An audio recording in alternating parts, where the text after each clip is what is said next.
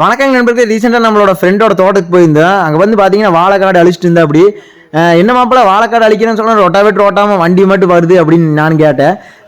மாப்பிள்ள இது வந்து பார்த்தீங்கன்னா ரொட்டாவேட்டர் இல்லைங்க, இது வந்து வெட்டிட்டு வாழை வந்து அப்படியே முழு வாழை வெட்டிட்டு போகிற வண்டி அப்படின்னு அப்படி எப்படி இது அப்படின்னு கேட்டேன்.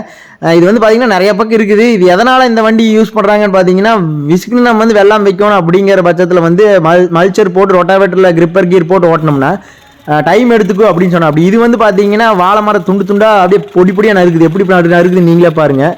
நறுக்கி விட்டு போகும். அதுக்கப்புறம் வந்து பார்த்தீங்கன்னா ரொட்டாவேட்டர் போட்டு நம்ம ஒரு அளவுக்கு எல்லாம் மேக்க ஓட்டிட்டு மறுபடியும் தெக்க வடக்க ஒரு 10 நாள் கழிச்சு ஓட்டினோம்னா பார்த்தீங்கன்னா காடு ரெடி ஆயிரு, நம்ம வெள்ளாம் மரம் ரெடி ஆகிக்கலாம்.